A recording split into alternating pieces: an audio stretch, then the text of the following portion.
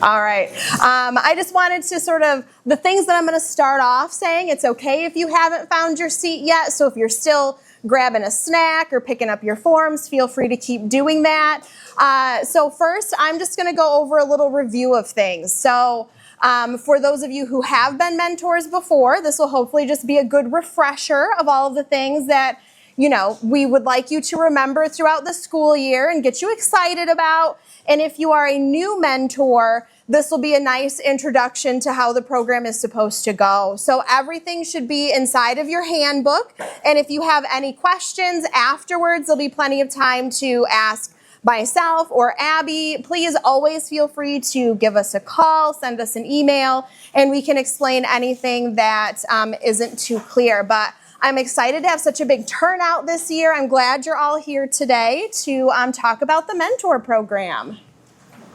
Oops, it helps if I turn it on first, doesn't it? There we go. All right, so just an overview. Maybe it's a refresher for some of you, and those of you who are new, we can introduce you to our staff. So my name is Samantha Engel, and I am the director of the Reed Association. So I recognize many of you. It's nice to see you again. When you popped in here, you were probably checked in by Abby Pedroti, our office manager. So you all saw her. I won't make her wave or anything. But then at the back, Linda Hawk has also joined us. She's our Family Literacy Center coordinator. And Sarah Hennickel is not able to be with us today because she's next door running Raising Readers Academy, which is her job. So we're happy that she's there doing that. But that's all of our contact information is inside of your handbook. But you can reach out to any of us anytime you need anything. Our office is located literally right next door on the second floor over there at the 100 Jefferson building. So you got a buzz to get in, take the elevator up to the second floor, and we're in the office Monday through Thursday from 9 until 4. Those are our open hours. We're there longer than that, but you know, we need our coffee before we start having books dropped off or something. We do ask that you please call before stopping by.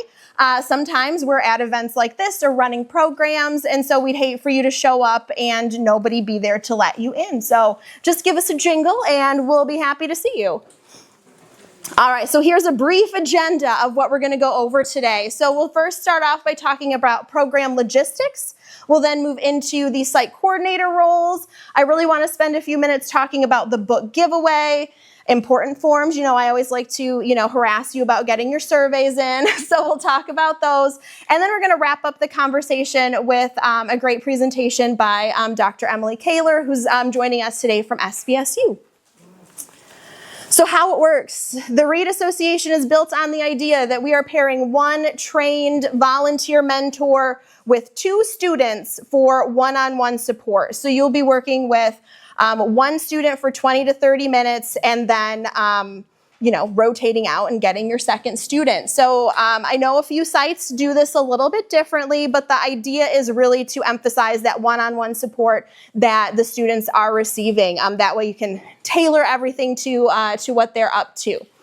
It is important to be consistent. This is something that we like to spend a lot of time talking about. We don't know what those little students are going through in their day-to-day lives. So if they come to count on you to look forward to, your Tuesday afternoons together or whatever it may be, and then suddenly you're gone for a week or a couple of weeks, that can be really jarring to them. And it feels, again, just, like somebody who's there for a bit and then, floats on out of their life. So if you're taking a vacation, tell your student you're taking a vacation or that you just won't be in next week. That bit of communication really helps. If something happens and you are unable to mentor for a period of time, you should certainly let your site coordinator know. You can let the office know because we also need to know how many of our volunteers are active out in the community. So really that consistency and that communication go hand in hand. We like to know that you're active, and your site coordinator can only report the best data to us for our grant reporting if they know what you're up to. So let them know what you're up to. I do have a bit on here about communication. So again, telling your site coordinator if you're not going to be around for a while. Reach out to us if you have any issues. One of the things we really started working on last year was really improving that communication between the Reed office and the Reed staff and all of our volunteers. So whether that was in the form of an e-newsletter or inviting you to share your happy stories or come in and chat about struggles you might be having, we want to know how you're doing, the good and the bad. Sometimes we need to find, support during tough times, perhaps, if you're struggling with your student. So with the idea of those email communications, we really want to stress how important it is to keep up on those. Hopefully you all received the email about the training that was taking place today. We sent out a couple of them. And if you aren't receiving those emails, they are coming from my email address. So that sengle@reedsaginaw.org. We use a platform, but it sends it out to everybody from that email address. So stay up to date with those. And if you're not getting them, feel free to reach out. We'll double check the email address that we have on file for you. I can help you look through your spam filters to see if for some reason it's heading to spam. But this is a way that we also can learn from one another. So if you have a tip or a trick that you have been using with your student that you think other mentors might benefit from, share it with us and we can share it in one of our monthly emails that we send out to the mentors. All of this information is only going to make us stronger together as we continue to help the kiddos throughout the county. So we want to know what you're up to. We want to share with one another what you're up to, and we're just thrilled you're here. So communicate. The role of the site coordinator, I wanted to touch on this a little bit. We have a few site coordinators who are here today, and they really serve as that bridge between the school and the mentors. So they're the ones who are talking to the school, talking to the teachers, figuring out that time that students can be pulled from their classrooms to work with the mentors. And then they're going to reach out to the mentors who we share your contact information with the site coordinator. They'll reach out to you, say, hey, these are the times, and they get everything set up. I can't tell you personally when certain schools are meeting because it's different across the board. It all depends on when those moments are that they can be pulled from the classroom. So they're going to do that. They will hopefully let you know if there's testing going on or a field trip or something like that, and you guys won't be meeting that day. The site coordinator might be a staff member or a volunteer, could be either. So maybe your site coordinator is even in the building. And for those site coordinators who are here, I'll tell you that we have made a new system. If you're happy doing things the way they've always been done, you can keep doing that. But we have created a shared Google Drive. So Abby will be sending that link out to everybody. And from there, you're going to be able to access all of the forms, all of the surveys, copies of the handbook, copies of the your mentor list. You can report time right in there, so you don't have to send Abby those emails. So all of it will be right there together. You could even scan in your surveys and just plunk them in your site's folder. And so hopefully that'll make everything a little easier or more efficient. But if you love doing things, like I said, the way you have, you can keep doing that too. It was a request we got, and we like to honor those requests. And then the site coordinators are the ones who share that program info with the office. So they're telling us the hours, they're getting us the surveys, they're getting us all of that important data. And they're the ones who are going to be also picking up books for the book giveaways too. So what is the book giveaway? Throughout the program, each student should be receiving 3 new books. So these are timed out throughout the school year. And so the site coordinators are generally going to be coming to the office to pick up those books. And then they let you know. I don't know how it works at every site because it's different, but they let you know. And then your students get to pick a new book to take home. So they end the school year with 3 new books. This year, for those sites who need some help getting books to them, particularly if your site coordinator is a staff member. They're working the same hours we're working, so we try to drop books off to them. But in order to make that a bit easier on everybody, we're creating a form where they're going to fill it out and say, how many students they have, what their grade levels and reading levels are, and what their interests might be, so we can pick out better books to drop off at those sites. But that means that you as the mentor, again, need to be communicating with your site coordinator to tell them book. So, you know, the better information you give them, the better information that we can receive and get those books. So if your site coordinator is having books dropped off, we have designated specific times that will happen. If you are a site coordinator who's coming to the office to pick up books, you can still do that whenever you want. It's just to ease, you know, our driving throughout the county to drop books off a bit. Yeah.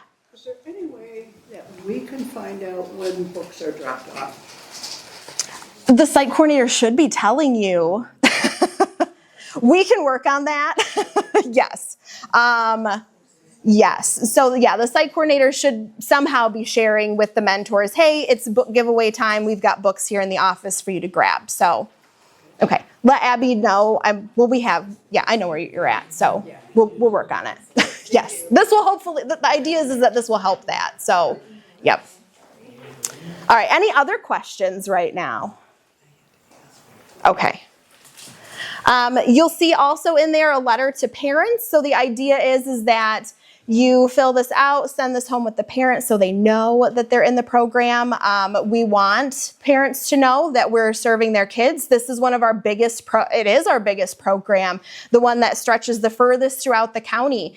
And a lot of people don't know it's taking place. And so we want to make sure they do. So that's inside your mentor folder. And we're also including a final letter to send where you can share the progress that your student has made. This was another suggestion that came up from a mentor. And we're going to work on a way to maybe have that mailed so that the parent actually gets it, because we realize the reliability of students turning in forms to their parents. So we have time before the end of the school year for that. The oral fluency test, there's information in your packet about that, but this is one of the ways that we assess the progress that a student has made. So you're going to complete an oral fluency test at the beginning of the school year and then again at the end. And this is just testing how many words they can read per minute. So the instructions on how to do that and everything that you need is inside of the packet. You can use one of those sand timers that we have or your phone. I would just say maybe don't set the sand timer right in front of your student and say, okay, go, because I would totally stress out and stare at the sand as it leaked through. I did want to point out that the goal isn't for your student to like speed through those words. They should be trying to read naturally. So don't tell them like, okay, we're going to read as many as we can, let's go, but to actually read it at a normal pace. You know, pause it, periods, and not just da-da-da-da-da-da-da. So if that makes sense. And then if you wanted to you could do a midterm assessment and see where they're at. And maybe if they've made a bunch of progress, you can switch to some comprehension questions and really focus on that as you're doing your reading. Along with that, there are initial and final surveys. And these are, as the first bullet point says, critically important to turn in. READ offers all of its services for free, which means we are dependent upon grant funds and support from donors and that kind of thing. And so we have to prove that the things that we are doing are effective. And the way that we do that is through the data that is collected through the surveys and through those oral fluency tests. Some of our grants require us to report the demographic information for the populations that we serve. So I know that I get some back and they filled out all the questions at the top, but you avoid filling out the demographic information. But we really, really would like that you make your best effort to fill that out at the beginning and end of the program and get those turned in to your site coordinator. We have added in an additional mentor assessment because when you're looking at numbers, that obviously doesn't tell the whole story. So there are some extra questions on that mentor assessment that will help. You know, you can talk about how little Tommy's comprehension improved or his confidence really grew throughout the school year. He really knew how to sound out words better by January than he did when he started. And that's the opportunity for you to tell the story of your time with your student. And so we have added that in this year. We used it during our summer mentor program, and the responses that we received were really, really great. And so we're able to tell so much about the success of that program, and we would love to be able to do the same thing for our regular mentor program as well.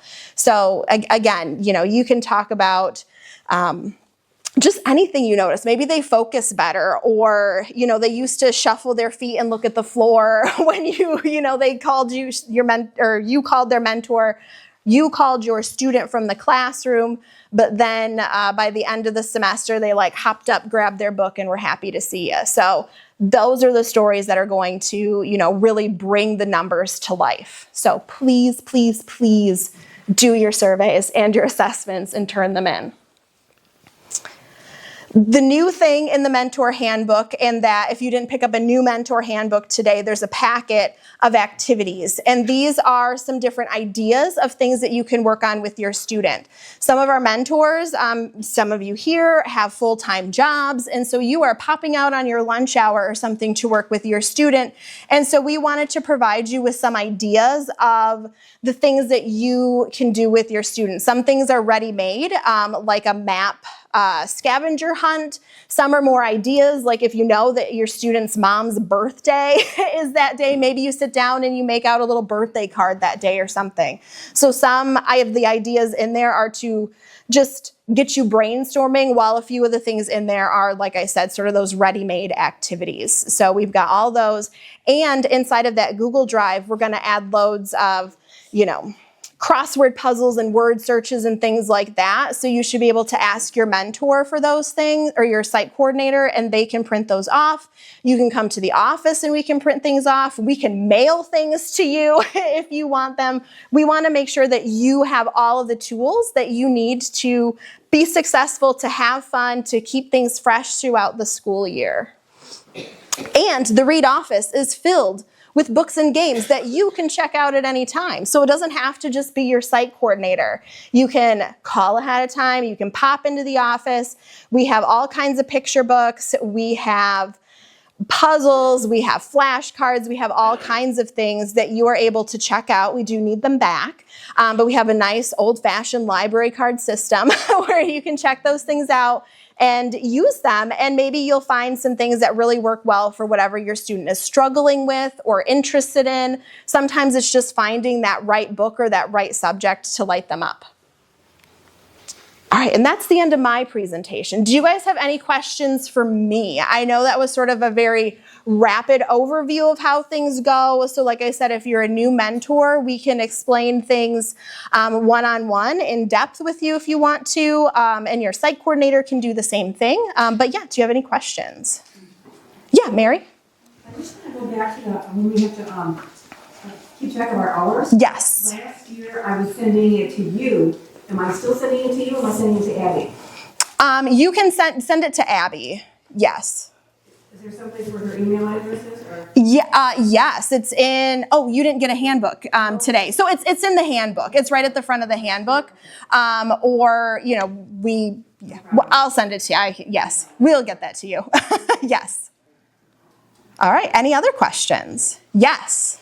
You mentioned. Yes. Is there such thing as kind of breaking the ice to maybe win trust with your mentee? Yes. And you mentioned flashcards and card for mom's birthday, those kinds of things. Is that included in that 30 minutes or in lieu of? No, so first question about breaking the ice. Inside of your handbook, there are sheets on get to know your student and get to know your mentor. And so it used to just be get to know your students, but this summer we added the get to know your mentor sheet so that they're able to ask you questions as you're asking them questions, so they don't feel like they're just being grilled. So yes, again, building that mutual trust. You're both sharing about yourselves. And so that's what we include. And if there are, if there's anything else that you want to do, you can certainly feel free to do that. That's what we've provided. But then in terms of, making out a card or doing another activity, you do not have to sit down and just read a book with your student at every meeting. Reading practice can happen in a variety of ways. So it can be a crossword puzzle. It can be making out a birthday card because they have to think about what they're going to want to write in their birthday card, and they're going to have to articulate that and write it out. Maybe they can't spell so well, so you need to help them, whatever that looks like. But don't feel like reading work is just reading. That's why we've provided some of those other ideas of activities in the back of your packet, and why we'll have all of these extra activities available as well. So, I think back there I put like decorate a bookmark with your student, because that's not reading, but maybe having their own cute bookmark is what's going to get them to want to pick up a book. Or there's a build a monster activity. So you ask them to describe what they want their monster to look like. So they're thinking about, again, descriptive writing, but articulating and putting their thoughts into words. So does that kind of address what you were asking? Yes. Okay. I was thinking, as you were speaking, I was like, okay, so maybe there's a particular holiday that their family celebrates, and maybe we talk about their favorite menu or shit or something like that. Definitely, yes. And if you ever want to brainstorm, feel free. Sometimes your kiddo might just need to talk. Like, they're not going to have a day where reading is at the top of their priority list. So I spend time going to Arthur Eddy with our program there, and sometimes a game of Connect 4 is just what they're looking for in that moment. So your other goal, in addition to improving reading scores, is just being a positive adult presence in their life and letting them know that they have people beyond their family or their teacher who care about them. The community cares about them. So yeah, don't feel restricted in what you're doing. All right, any other questions? Yes. I'm just curious where the grant money comes from. Oh, this is a logistical kind of. It's many places. So we are actually largely funded through United Way. Well, a chunk of funding through United Way. And then individual donations. We have some smaller grants from local foundations. We currently have a grant from the state of Michigan. So cross your fingers, they're not furloughed, because I need to be able every month to send in my my reimbursement requests. But yes, so it's coming from a lot of different places. Are you concerned about losing some of that grant money because of the current? Not right now. No. I'm all right now. All right. Yes. Who would we be in contact with if we had someone that could possibly donate some money? Oh, that could be me. I get excited when there's mail every day. It's like, oh, what's here? Not because I'm greedy, but because we need to, keep the programs going. But we do also have some rack cards on the front table that have some information about donating as well. But yes, thank you. All right, well, I'm going to load up Emily's presentation here so we can get that going. Well, I'll introduce myself.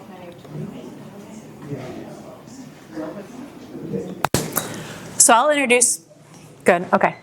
introduce myself while Samantha's pulling up the, there we are. There we are. So sit right over I'm here. Emily. I'm a professor at SVSU, and Samantha invited me here to talk with you all today, hopefully sharing some strategies. I have a picture up there because I was actually a Read mentor about 25 years ago as a junior in high school.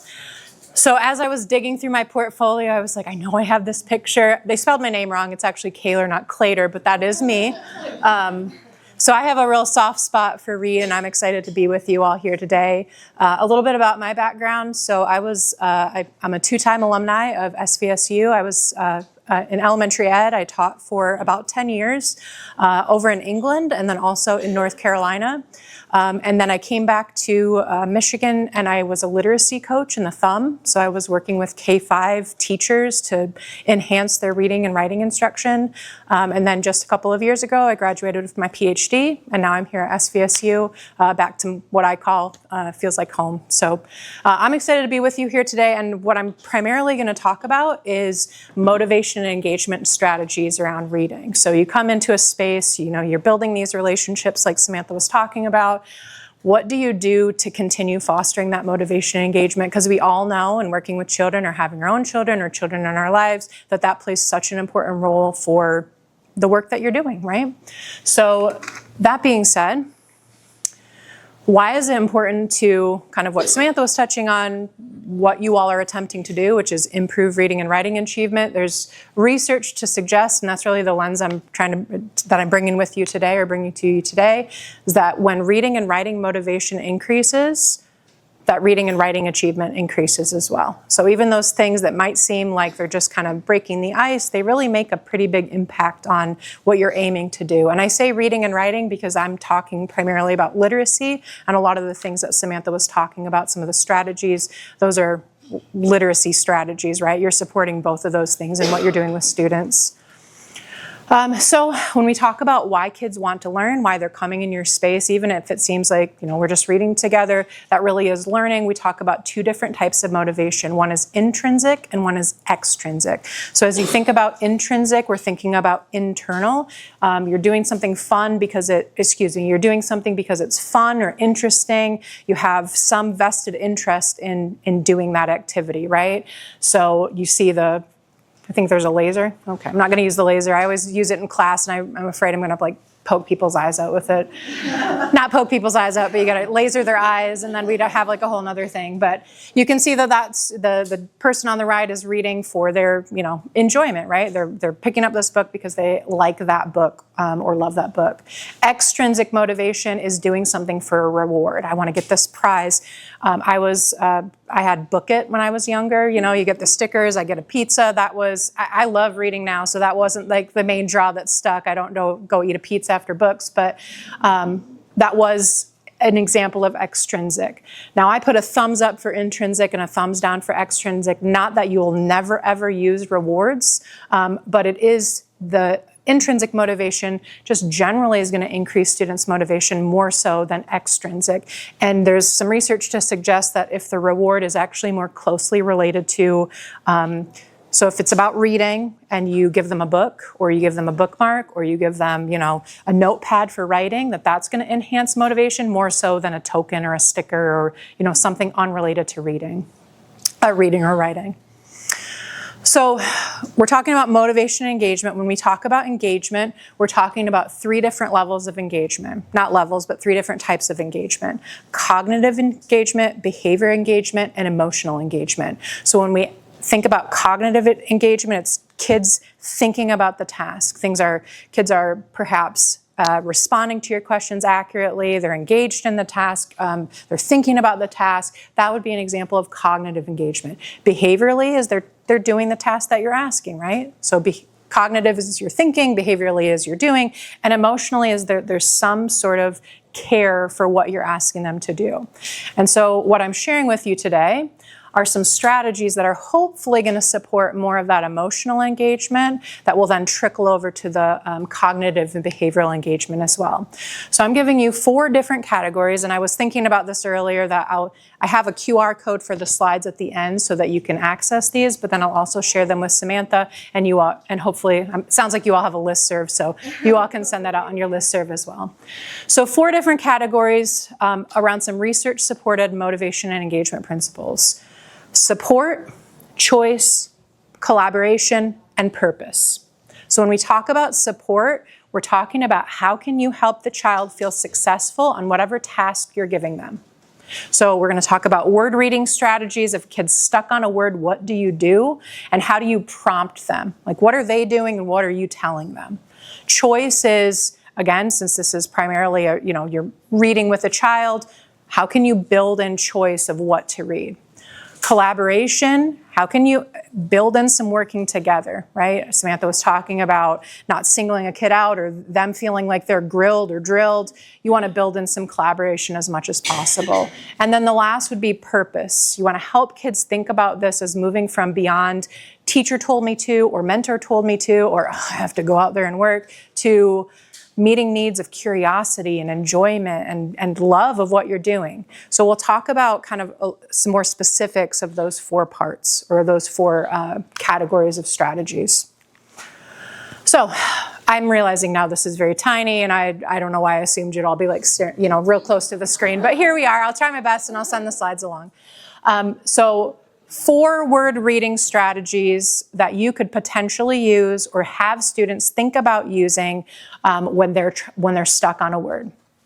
The first is, and I'm actually going to start in the middle and then I'll go back this way and back this way.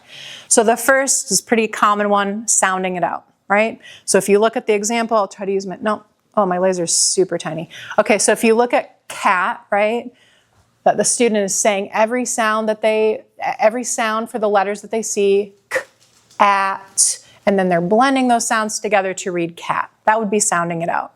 Easier strategy to use than perhaps with the word cat than perhaps the word magnetic. That might be a little bit trickier to say every sound of the word, right? So then what comes to, knock this over, chunking. So chunking is you're reading sounds from left to right, or you're saying the sounds from left to right, and then you're adding each sound to the previous sound before going on. Here's what that sounds like. So same word cat, the student says k, but then they add the a to the next one. So they say k, then they say ka, then they say cat. What it helps do is alleviate some of that trying to think of the word, the trickiness of trying to put three sounds together at the end and trying to remember all those sounds. That can be a really tricky skill, especially for kids that might need more support in reading. So those are two strategies that you might use. Another strategy you might use, and this is what kids are doing, another strategy kids might use is analogy. So that's looking for parts that they know in a word, that they know what that part says, that will help them read new unfamiliar words. So for example, if they know, if they see this word, it's match, by the way. If they see the atch and they know ATCH says atch, then they should, and they think, oh, I've seen that in patch before, then that will help them read atch, right? So they look for those chunks that they know to be able to break down that word into more meaningful parts or into more can't think of the word, easier to navigate. Morphology is just a bigger word for saying the parts of the meaningful word parts. So these would be prefixes, roots, suffixes. So for example, you see the word faster. If the child can pick out, oh, I see the that makes it a lot easier for a child to read because they're only really tackling fast, right? Because we know what the is. So those are some strategies that you might have a child use when they are reading or decoding words, okay? So how do you navigate this when a kid comes to a word and they get stuck, right? Because that's really your job. That's what you're doing, the prompting.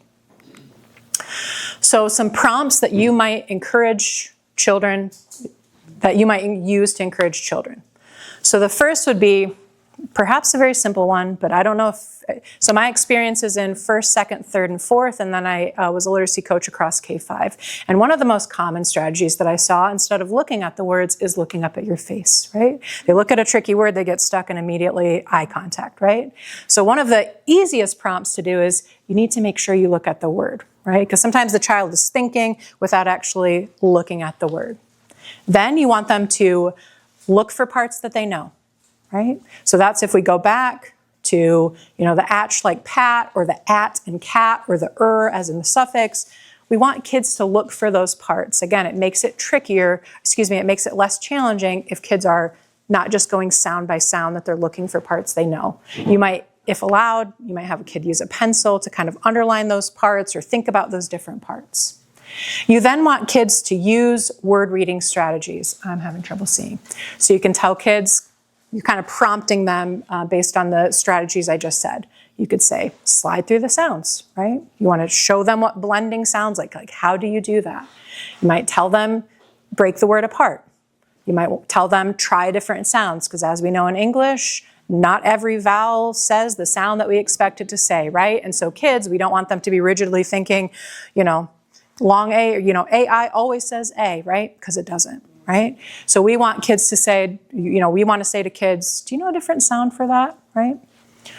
And then this part should actually go at the beginning, because the way that we want kids to actually decode words is we want them monitoring for meaning. So we want them reading through, and we want them stopping when it doesn't make sense, right? Because that's how they know that a word is read incorrectly. Because if you stop them every time, they're not really flexing those muscles themselves. Right? So we always want to encourage kids. This would be a great thing to start off with. Your job as a reader is to stop when it doesn't make sense to you.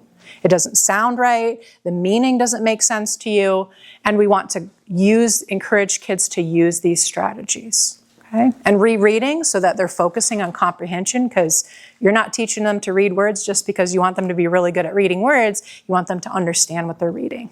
Okay?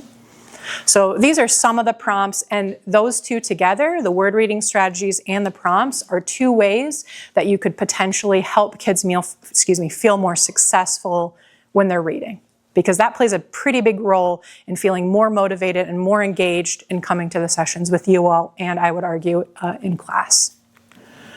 So choice is the second of those four that we talked about. One of the easiest ways to do that is to think about what the child has a choice in what to read. So like Samantha was saying, you're getting what the children's interests are. You can be asking questions. What are you curious about? What are you enjoying? What are you watching? What are you, what are your friends into? You can think about how to find books that help answer the curiosities of things that they're curious about, or bring in series that are of interest or connected to the things that they're enjoying. I would also encourage you to think, and Samantha touched on this briefly, but think about texts beyond just our, traditional chapter books. Print is print, right? You're encouraging them to read more print. Print is print. So that could be digital print, it could be graphic novels, it could be magazines, it could be articles. Print is, you're still doing the same thing that you're doing, which is hopefully instilling a love of reading and getting them to practice reading, right? And I would encourage you, again, I'm a little bit far removed from the READ program at the minute from 25 years ago, but I would encourage you to connect with your local librarian. The Saginaw libraries have children's librarians that are dedicated to finding books that are meeting these things. So if you have a child that's really into dinosaurs and you're looking for a graphic novel with dinosaurs, they are very likely the people that are going to help you find that or figure that out. So I would encourage you not to do all that heavy lifting yourself, because there might be librarians sitting in this room, but I'm not one of them, and I don't know all of the latest children's books that might fit these things that you're looking for. So we've got supporting the child as they're reading. We've got choosing, right? Giving them some choice, that it's not just we're doing this. The next one would be collaboration. Again, realizing how tiny this is while it's up on the screen, but how can we build in this way? How can we build in collaboration even though they're the ones that are meant to be benefiting from this, right? We want to feel, I at least benefit from collaborating. I find it a stronger learning experience, and so too does research suggest that children feel this way as well. So a couple of ways that you can do this, or one way that you can do this, is paired reading. Paired reading is just a simple way of saying partner reading. Now, a lot of times what partner reading looks like is that, okay, Melissa reads one line, and then Jeannie reads the next line, and then back to Melissa, back to Jeannie. And what that kind of instills is Melissa might not be paying attention when I'm reading mine. I'm practicing my lines so that I, don't embarrass myself in front of the mentor. Not that that's the vibe you're giving, but it's definitely the feeling, right, that we're internalizing. So a couple of different strategies that you might try that build in this collaboration. Not to say that you can't use that one, but two new that you might not be familiar with. One is echo reading. And so I was kind of looking through people flipping through their packets, and I saw something about reading with expression. Echo reading is simply a way for kids to practice that expression in a low-risk environment. Echo reading is you read a page, and then they read the same page, line, sentence back to you. The key to this, and it's not on the screen, but the key to this is that they need to be looking at the words. Right? If they're looking at your face, they're simply listening to you read aloud. That is not going to help them, get better at recognizing words, right? So they need to be looking at the print. They hear you read it. They're likely tracking along with you, and then they do exactly the same thing, right? So that is one example. The second example is dyad reading. That simply means you're still in partners, but this time both of you are reading at the same time. Sometimes this is referred to as choral reading, right? Like choir, we're all doing it together. I can't see with the light right there. I don't know if you can, but it says you share one book, you're sitting side by side, one smooth finger, so the person that's the stronger reader, I'm sure that's you. No judgment. I'm just saying you can kind of flex those roles. One smooth finger is moving across, not tracking like this, right? You're setting the pace. Two voices, that means you're both reading at the same time. Now I recognize that your mentee is probably going to be reading a little bit slower than you are because they're learning the words, but it helps them sort of, you're bringing them up. You're bringing them up, right? You're setting the pace, you're bringing them up, their eyes are on the print. I believe that's the one I didn't point to. Eyes on the words. You're not too fast, not too slow. And as you read, I wouldn't say write down crazy words, but I certainly would, circle the words or kind of jot down to the side any words that you don't know the meaning of or that kids don't know the meaning of so that you can still instill the purpose of understanding what we're reading together.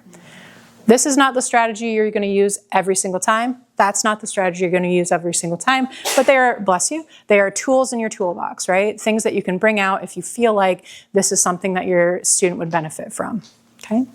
So that's one example of collaboration. The other example of collaboration would be discussion, right? You're reading things to hopefully enjoy. You're not perhaps reading every single time, or you're not going to spend maybe the whole time doing this, but having a discussion together where you are part of it and you're not just saying, what was this? What was this? Why did this happen, right? That feels like school, right? You're supposed to be, building that love. So let's have a collaborative discussion. So you can link, you can hear the student ask the student a question and then make a link or paraphrase. So you're saying this.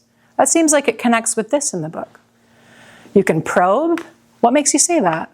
Tell me a little bit more about your thinking, right? That comes off a lot more than, why did the character do this? What is this? Show me where this is, right?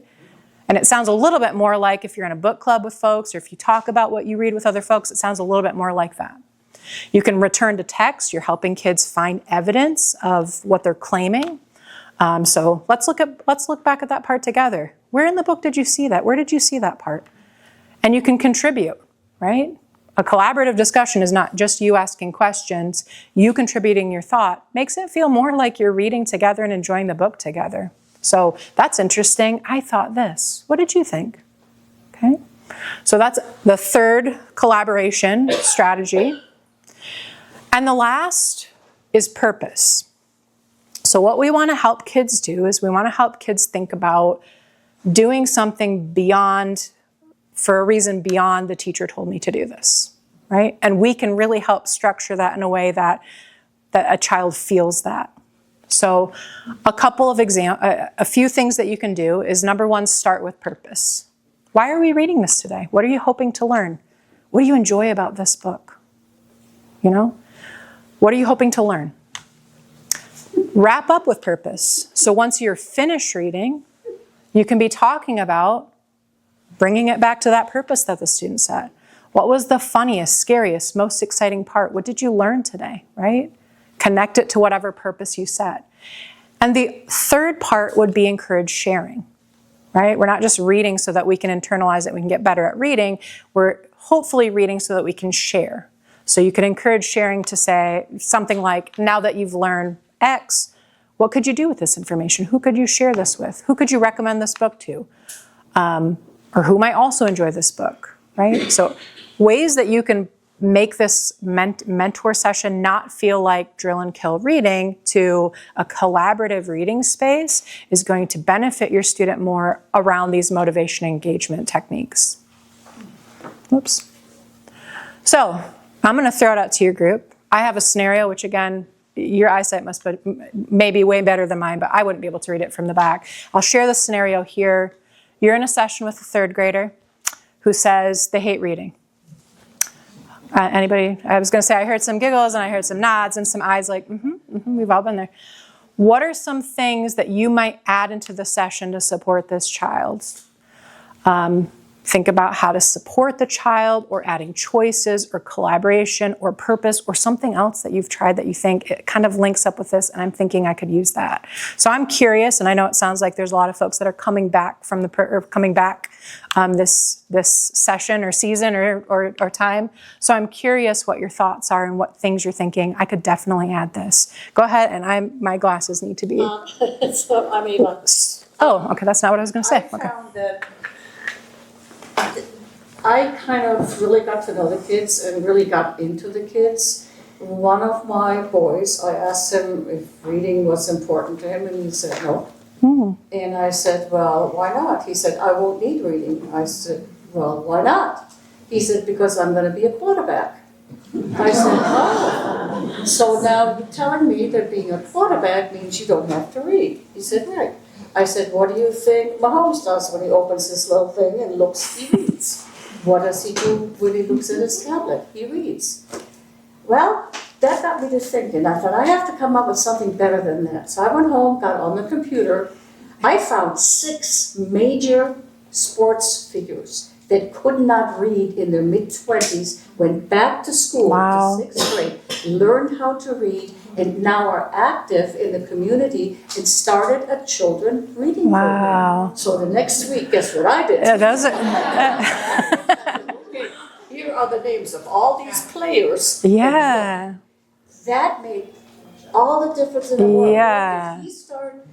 He never thought about the fact that it is important. Just because, I'm a quarterback doesn't mean I just throw the ball in or catch the ball. I don't know. I'm not. So I think sometimes in the year that you have with your kids, if you get to know each child and the different things, once you go home and look things up. I have a dyslexic husband, and I ended up with a dyslexic child, which tremendously helped me in helping him. And I learned one thing, and I don't know if you ever want to, or if you heard about it. I went on the computer and checked it, and they did a study on dyslexia. And they said if you use colored like cellophane, either yellow, green, red, whatever, overlay the page with that color, they can read better. Well, I tried it out on my husband. I tried green, red, blue. Yellow was the color that worked for him. I put yellow over the page, and he could read really well. So that's what I ended up doing with that little boy. And I'll be darned, he did read really well. Was the overlay just a plastic piece or? Just a plastic, like a cellophane piece. There's some bookmarks up there that I think kind of link to what you're talking about. And once the color was different, for some reason black and white just didn't come through right. And that's what I used. And so I think, and this is, I think when you start your year and you have the same child usually the whole Then year. how do you know if someone's dyslexic? So The only reason I knew is because of my husband, because I realized that he only chose books that had pictures. And then then I figured out, he's looking at That the means picture. reading backwards, right? no. He's guessing the word. He's guessing it. So Sees something. I'll just say there is a lot of information about dyslexia. There's some new legislation about dyslexia and how it impacts what's happening in classrooms. It's not necessarily, a lot of people thought it was like reading words backwards. That is not the case. It has a lot to do with what's called phonological processing, so kids' ability to put sounds together. So people, and I'm glad that worked for your husband, but the strategy of the overlay and the colors and the visual perception isn't necessarily the issue. Happy to talk more with the group at other points about dyslexia, but to the point that Ava, was it? Yeah. But to the point that Ava shared about that purpose setting on a much deeper level than why are we reading today is such a powerful strategy. If kids can see why reading is beneficial beyond teacher tells me to or mentor tells me to, what a powerful example of, bringing that home. I'll give you another example that, so I said I was a literacy coach. I was working with a first grade teacher, and she wanted to do a persuasive writing unit. And she was kind of talking through different, ideas, and she said, the kids don't like to write. Kids don't write. They don't want to write. And I said, well, what if we build in an authentic purpose for writing? Not just teacher says I have to write persuasive writing. So we connected with the local Humane Society, and they gave us a list of all of the animals that were up for adoption. And then I think they were in partners, but I can't remember. It was a few years ago. But each group then was assigned an animal, and they had to write a persuasive essay why someone should adopt this particular animal. And so you might guess, and I'm a new dog fan, so like if I was a first grader in that class, I would certainly be much more motivated to write that essay versus teacher says I have to say why I like this or this better, right? So there's a deeper purpose where kids feel like they have a sense of purpose in what they're doing. That's a great example. I don't know where we're at time. I didn't even look at a time, Akag, so. 25, so we've got a few more minutes. So anybody else have another example of a way that they might try or use. Can't see your name, but please go ahead. Okay. I am being very vulnerable right now because I haven't been trained. So I'm going to throw it out there so that I can get my hand slapped and learn your side. I'll just say now I'm not slapping anybody's hand, so I appreciate the vulnerability you're sharing. So originally I thought I want to let this child know that they're not alone. There's nothing wrong with having that feeling. So the words that come to mind is, I've known a number of people to feel that same way about reading. Yeah. Can you tell me a little bit more about why you feel that way, or what can be done to maybe begin to like it a little bit? I think that touches nicely with what Ava was saying. What was your name? Al. Al and Ava are both touching on really important points, and at the heart of both of those things are relationships and curiosity, that you're coming into the space, you're learning about the child, you're really connecting with interests, you're digging into why is this an issue, right? You're looking for what I would argue would be the root cause, or ways that you can contribute to helping students get past that root cause. So I love both of those ideas. I just want to say thank you. I think I have my last thing that actually has the QR code slide. But I also realize you probably can't read that unless, again, you have great vision. But I'll leave it up on the screen, and Samantha can kind of minimize it whenever it makes sense. But I just want to thank you for the work that you're doing. Being that I come from Reed, or I was a mentor in Reed, this is obviously has a deep place in my heart. And Saginaw, I didn't say, but I lived here since I was 2, moved around a little bit, but now I live back in Saginaw as well. So obviously have a deep tie to the community and appreciate everything that you all do for our children. So thank you. My information is there. I don't know what that QR code takes you to. It might just take you to my email, but my email and my number is there. Happy to talk with any of you about, if you're like, what about this strategy? Or I want to know a little bit more. Happy to do that. And if you'd like to access the slides, that's a QR code that'll take you to them, but I'll also send them to Samantha so that she can send them off to you. Thank you very much for everything that you all do. Thank you.